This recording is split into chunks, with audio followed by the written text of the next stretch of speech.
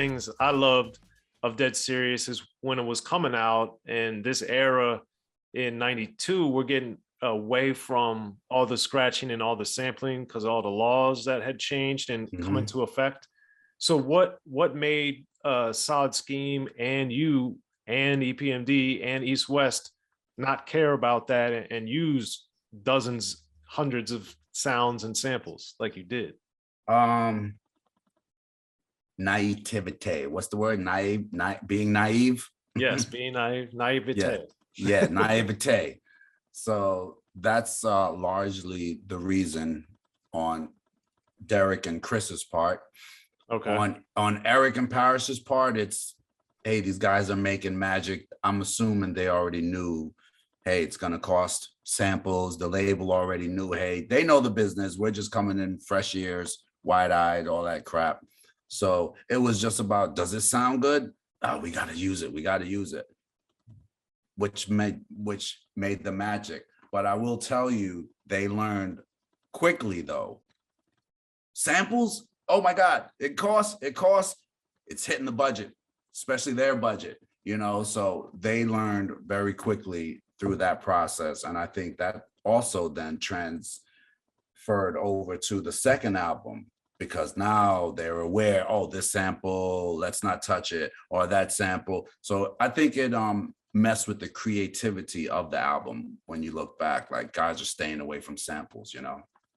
Yeah, because that's something I always wonder, and of course we'll never know, but that's something that I think really hurt rap sonically. It did. I just had a conversation with Derek because I'm always looking for beats, right? And the problem that I'm finding now is that these beats are just, you know, the guys are just making generic, you know, they're just doing this 1, 2, 1 with the drum beat, with the beat machine. And then they're just adding some strings that they're just maybe playing some strings over it, or I'm listening for the sample. I'm like, so where's the funky sample that somebody's gonna be like in 2 weeks, like, oh, they used that sample. So Derek explained to me, he's like, Dre, a lot of these guys, they went through and they know what we know now, which is I'm not paying for this sample. It affects the creativity. Yeah. You know, so yeah. Because if you're looking for the answer, that's basically the answer. Guys just don't want to pay anymore. I know. And I think it really hurt rap because I remember when I first heard East Coast, for example, on Dead Serious, you got Boogie Down Productions, you got X Clan with Brother J, you got EPMD, like all on the intro of the scratches. It's like, man, but I just love that of figuring out and listening to it. And I think rap lost a lot of its creativity and I'd say edge and innovativeness when we lost. Totally agree, man. It sucks for all of us around the board, the fans, and for me as the artist. I mean, I'm just not moved by a lot of beats. I put a beat on, I could hear the drum pattern. I'm like, okay, so it's the same cookie cutter drum pattern, and I'm waiting for some strings to come in that the guy played. That's it, you know, and it's not inspiring. Yeah. And throughout Dead Serious, you also have the wrinkles. And I was always curious. I've heard over the years that it was Redman on Mike Checker that did the ooh-wee. Oh yeah, that's Red. Yep, that's Red on the ad libs. Yep, that's him. And you could hear him all the way. He says, "Get him, Dre." That's him all the way through. And usually we, our normal format was when School rhymes, I go in the booth and do his ad libs, and then vice versa. When I'm rhyming, he's in the booth, and you know, blah blah blah. But I cannot remember why Red was in the studio and did our our ad libs, but it was one of those, we were, you know, still clicking up, you know, so, you know, it was cool though. But yeah, that is a fun fact. That's Red back there. Yeah. And people don't know as well, he was DJing for us as well as at one point. He went on the road with us to DJ a tour. And what do you remember specifically about his DJing skills or prowess, or anything he did that was noteworthy? I was just impressed that he was a two threat, you know. He had another gear he could go to, you know. I'm like, okay. So I just remember we would all doing sound check, you know, we would all try and do what we can do on the turntables. But you know, he's no DJ Scratch. He's no champion DJ with the tricks, but he can, you know, he can blend, he can cut, you know, he had enough to get the job done. So I was impressed by that, definitely, because I couldn't do that shit. Now, also throughout Dead Serious, I was always intrigued. Like you guys have the Dow Jones references, you got Marcus Garvey references, all these things. Because I think for me as a fan and listening and like really studying all this all the time, even back then as a kid, I was always like, people I think got so enraptured with your style that they missed maybe a lot of those references, or they didn't focus in on those as much. So lyrically, when you guys were writing them, did you were like, oh, we got to mention these certain things, or is it just the flow, or was it like we want to be looked at differently? Like how or why were these kind of, especially the Dow Jones average was a little more unusual, but what was making you guys pull these different things out? We come from the school of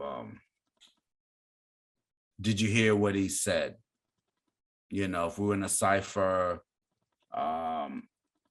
you know, when it comes to being an MC, there's kind of two things. It's your flow, and then it's the content, what's in that flow. So I know school too, we come from, you know, the Big Daddy Kane school. And if you come from that school, you know, and it's one of my go-tos, I'm at my apex, others are below, nothing but a milliliter. I'm a kilo, second to none. What? First of all, what is apex? You know what I'm saying? Like, what? Okay, so apex, okay. So you know, so he didn't have to say apex. He didn't have to say milliliter. He didn't have to say, you know, kilo. So for me, that was one of those, oh, okay. Instead of just saying I'm high and you're low, I got the best flow. He was like, I'm gonna, you know, be creative. Hello. So that's where it basically came from, you know. So if I'm gonna shake, you know, shake them up and down like the Dow Jones. I mean, I don't know. I'm thinking everybody knows about the Dow Jones and, you know, how the market fluctuates and all this crap. And maybe they don't. Maybe I was in teaching mode. Doubt it. But it's one of those things where, yeah, like I said, instead of just saying I'm better than you, how can you say I'm better than you in a creative way? Okay. Yeah. And speaking of creativity, one of my favorite songs on Dead Serious is Looseys. And that one just, I literally didn't know what you guys were saying until like the fifth time. So what made you guys say, hey man, let's do a song about you taking a shit on ourselves? Why is the immature side of us? That's the short answer. Just being immature. We could have picked any other topic. You're correct to write about. And you know, maybe that's a part two. When you get Scoob on here, he can answer that for you. I doubt that was my idea. I doubt that was my idea. But what I do like about that record, though, is I like my flow on it, and I like Scoop's flow on it, because that was part of our thing. Let's you know, it's about how I'm flipping, flapping, ripping up the rapping. Look at the way I kick it. You know, it was it was almost I think we did that song around the same time as Just Some Men. Well, I'm the jabber, Joe like Diggity yes, Naka. So those two songs were done around the same time. We were in the same frame of mind. And for all I know, Looseys could have been a throwaway song, and it must have been someone in our cipher that liked it. Okay. Because yeah, there's no reason to do a song like that. Well, it's interesting you say with Just Some Men, because those two songs in particular too, sonically, they seem a little brighter. They're not as sewerized, I guess you would say. They have a different feel to them, which I always thought was hilarious, given that you guys are talking about going to the bathroom on yourselves. Yep. Just trying to, I guess, add some humor. And like I said, yeah, I believe those songs were done around the same time. That's why they sound like that. And then throughout Dead Serious 2, there's a lot of super thick funk, like Brooklyn to T-Neck is a good example of that. Sonically. Yep. So was that a Solid Scheme thing, or was that a you and Scoop thing, or both, that you love the funk? That was a Solid Scheme thing. That was all them, Derek and Chris were big Eric and Parrish students and fans, and we couldn't do a song without first listening to NWA. They're really big on the Bomb Squad, the Shockley guys. So I mean, super fans, super duper. They knew all the production, especially Chris. Excuse me. Chris was a read the credits type of guy and research type of guy. So down to what machine they were using, if he could find out, So the funk came through all of them being fans of Eric and Parrish and Bomb Squad. Okay. Yeah. And we were big X-Clan fans too. And X-Clan, if you know, that first album had all the funk. So, I mean, we literally used to follow X-Clan around to shows, and, we thought we were, they had a movement. X-Clan was a movement. We were part of the movement, The Black Watch movement? Yeah, we were part of the Black Watch movement. And I mean, literally we would, because I don't know how they would get the word out, but if X-Clan had a show in Jersey, they would get the word out, and people would meet somewhere and follow them to the show. Like, we did that a few times. Like, we were part of the whole, now we weren't on stage with them because we were just, just fans, but it was a movement. They would get the word out and people would show up, and just basically we're all out there following X-Clan. So the sound of the music was funk. Absolutely.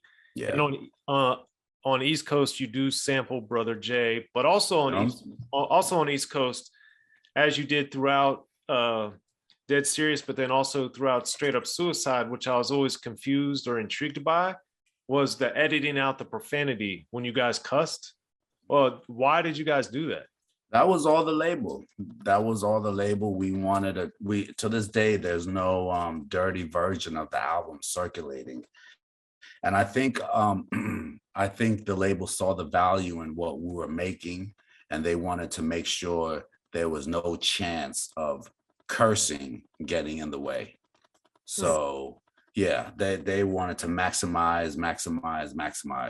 And maybe it was a cost thing as well. They're like, oh, we're not going to go press up a dirty and a clean, it's always the bottom line for the labels as well. But I think along the way, because songs were getting leaked, songs were getting heard, and there was a buzz like, man, Clark Kent was the DJ. Clark Kent was the A&R. He's going around, he's telling people, yo, got some stuff about to drop. So I think the label just were, taking measures to make sure we could maximize. But I do wish they did release, at the time, a dirty copy, Yeah, because I was so, when I got Dead Serious the first time, I was so disappointed, because I remember I always would look to see if there was the sticker or not. And if there wasn't, I didn't care. But I was like, man, did I miss the dirty version of the album? It's not a lot of profanity, but still, I'd rather not hear it scratched out. For sure. You and me both. And maybe that's a trivia. If someone is, walking around with the dirty version, and who would have it, who does have it, is Derek, one of the producers, because he still has the big Ampex reel with the vocals on it. The Ampex Apex. There you go. Did I say Ampex? The Apex, yeah. So it can be done, man. We could lay those vocals back out, And then was it strictly a label thing to only have 10 songs on Dead Serious? No, it was an industry thing at the time. It was one of those. And I think from that night, like I said, Parrish said, hey, man, you give me 9 more like this song, will be good. So it, with the album, you just have to, there's an allotted time. So your album can be 45 minutes, 30 seconds.